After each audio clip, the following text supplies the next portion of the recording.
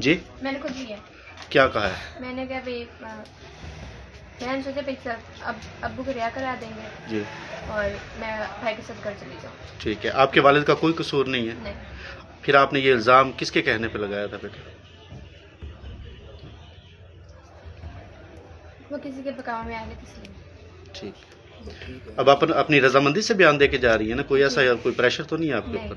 नाज़रीन, ये वो खातून थी जिसने अपने बाप के ऊपर इल्ज़ाम लगाया कि इसका अपना ही सगा बाप इसके साथ जिना करता रहा, हरामकारी करता रहा, और उसके बाद जब वो हरामकारी करता था, ये शोर ववेला में चाहती थी, तो उसका बाप इसको मारता था और जान से मार देने की धमकियां भी दिया करता था। तो अपने बाप से, अपने बाप की इस हरामकारी से, उसकी ज्यादती से तंग आने के बाद ये खातून अपने बाप के खिलाफ कबीरवाला सिटी थाने के अंदर जाकर मुकदमा दर्ज करवा देती है। और मेरे हाथ में ये FIR मौजूद है जिसके तहत ये अपने बाप के ऊपर इल्ज़ाम लगाती है कि इसका बाप इसके साथ हरामकारी जिना करता रहा, और ये जो है जब भी वो इसके साथ करता था तो इसके मुंह पर हाथ रख लेता था, इसकी गर्दन दबा देता था। जब भी इसको शोर में चाहती थी या कहती थी कि मैं किसी को बता दूंगी तो इसको मार देने की धमकियां दिया करता था, लेकिन ऐसा तो कोई वाकया था ही नहीं। और ये जो FIR दर्ज करवाई गई थी इस खातून के मुताबिक, उसने खुद ही इससे इनकार कर दिया कि वो, उसका बाप इसके साथ ऐसा कोई मामला नहीं किया करता था।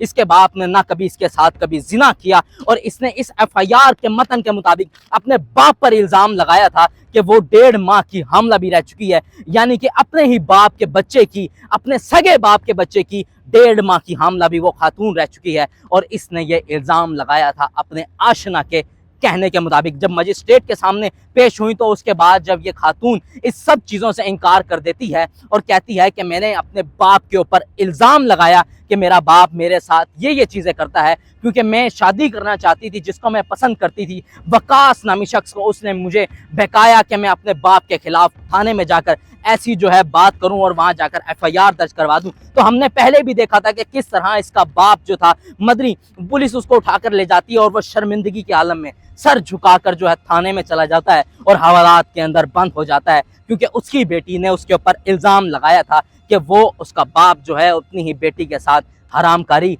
जिना किया करता था। इसके बाद जो है इस FIR के मतन के मुताबिक वो खातून कहती हैं कि मेरे बाप की पहली शादी हुई थी जिससे मैं खुद पैदा हुई थी और इसके जो है एक बहन और एक भाई भी मौजूद थे। उसके बाद जो है उसकी माँ मर जाती है और 11 साल के बाद इसका बाप दोबारा शादी करता है, और 11 साल के बाद शादी करने के बाद जो है इसका बाप जो है, उसकी जो बीवी थी दूसरी, वो भी उसको छोड़कर चली जाती है। तो उसके घर के अंदर सबसे बड़ी बेटी उसकी यही बचती थी। तो उसका बाप जो है अपनी ख्वाहिशात पूरी करने के लिए अपनी इस बेटी को जो है इस्तेमाल किया करता था। जब वो इसको इस्तेमाल किया करता था तो इसके मुंह पर हाथ रख लेता था, इसकी गर्दन पर हाथ रख लेता था, और जब वो शोर वावेला करती थी तो उसको वो मारा करता था। ये इस FIR के मतन के मुताबिक है, लेकिन कहानी यहाँ कुछ और है, क्योंकि इस पूरे जो सानिया का ड्रॉप सीन हो गया है, इसके अंदर मजिस्ट्रेट के सामने जब ये खातून जाती है और वहां जाकर अलन ऐलान कहती है कि उसके बाप का कोई कसूर ना है, उसका बाप एक शरीफ आदमी है और उसके बाप ने उसके साथ कभी भी ऐसा नहीं किया। वो मोहब्बत करती थी वकास के साथ और वकास ने उसको बहकाया था कि वो अपने बाप के खिलाफ जो है वो इस तरह का प्रोपेगेंडा, क्योंकि ये जो चाहती थी कि इनकी शादी कर दी जाए, लेकिन इसका बाप कहता था कि मैं पहले जो है तेरी छोटी बेटी की जो तेरी छोटी बहन की शादी करूंगा, उसके बाद तुम्हारी शादी करूंगा, क्योंकि जो इसका बाप था मदनी, वो वकास को इंतहाई नापसंद करता था। और वकास के बारे में अगर मैं आपको बताता चलूं, वकास वो शख्स है जो प्रॉपर्टी डीलर है और कबीरवाला के अंदर रहता था, जो इन्होंने पहले घर बेचा था उस मामलात में वो इनके घर आया जाया करता था। और उसके बाद जो है इनके घर के मरासम अच्छे हो गए और जो ये मदनी की बेटी है और जो वकास है, इन दोनों के मोहब्बत पैदा हो जाती है और मोहब्बत के नतीजे में ये कहते हैं कि हमारी शादी कर दी जाए। साल से 1.5 साल चलता है इनकी शादी को, लेकिन जब इनकी शादी नहीं करवा रहा होता और इसका बाप जो है उस वकास से इंतहाई नाखुश होता है, तो उसके बाद जो है ये इक़दाम उठाने के लिए ये लड़की अदालत के सामने जो है पेश हो जाती है, FIR बाप के खिलाफ जो है दर्ज करवा देती है। लेकिन अब जो है उसका ड्रॉप सीन हो गया है। यहाँ पर जो है मजिस्ट्रेट के सामने जब ये बात की गई तो उसने पूछा कि तुम जो है किसी बहकावे के तहत आकर तो ये बात नहीं कर रही। यहाँ पर 2 सिनेरियो हैं, क्या वाकई ही जो अब लड़की ने बयान जारी किया है कि उसके जो बाप ने उसके साथ कुछ नहीं किया, उसने वकास के बहकावे में आकर जो है ये सारी चीज़ें की, क्या ये बात दुरुस्त है? या जो उसने पहले FIR जो मेरे हाथ में इस वक्त मौजूद है, या ये जो उसने पूरा मतन लिखवाया और पूरी तरतीब के साथ उसने बताया कि किस तरह सुबह 5 बजे उसका बाप उसके साथ ज्यादती करता है और वो जो 1.5 माह की अपने बाप के बच्चे के हमला हो जाती है, या ये बातें ठीक थी, या जो उसने अब बयान जारी किया है वो बात है, ठीक है। पुलिस जो अपनी कार्रवाई कर रही है।